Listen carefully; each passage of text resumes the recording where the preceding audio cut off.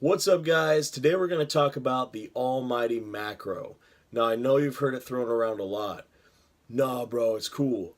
This pint of Ben& Jerry's totally fits my macros. Today we're going to talk about what the hell those people are talking about and what it can mean for your diet. So pretty much anybody who's trying to lose fat or gain muscle is going to take one of two routes with their nutrition. One, they hire somebody to write them out a generic meal plan. Or they simply commit to eating only super clean, stereotypical bro foods. We're talking about chicken breast, rice, broccoli, tilapia, quinoa, pretty much anything that tastes like it came out of a wood chipper. Now, if we're talking about fat loss, if you can stick to this type of diet, it's going to work 9 times out of 10. And that's not because this food has magical properties. It's because these types of foods tend to be super low in calories.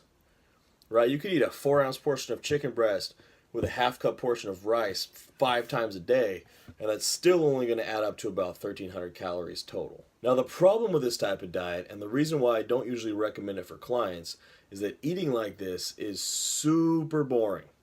Right? I don't care who you are, how much willpower, discipline you have, you will get sick of eating like this all day long, day in and day out. For most people, it's just not sustainable. Then you have people who take route number 2. Call it counting macros, flexible dieting, IIFYI,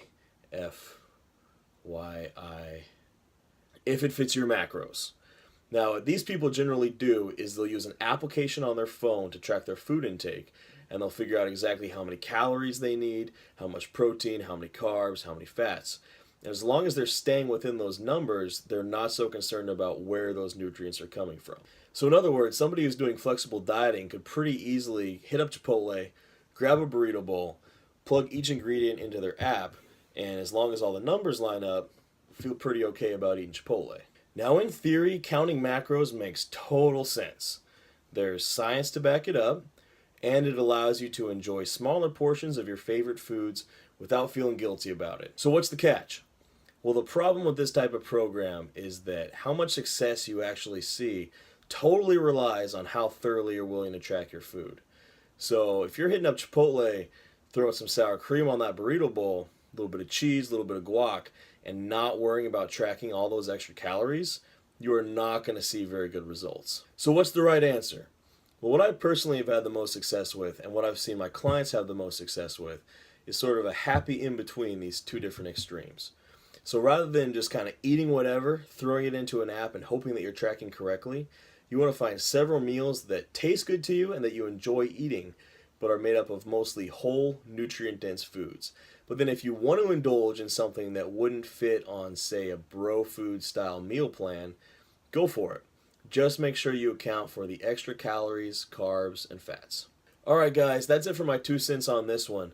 Just remember that while nutrition is always an important part of your results, you should never let it totally take over your life. What you need to do is find a healthy balance where you're still seeing consistent results, but you're also enjoying the food you're eating. Unless you are 4 weeks out from a bodybuilding show, a meal here or there is not going to make or break your results. I'll catch you next time.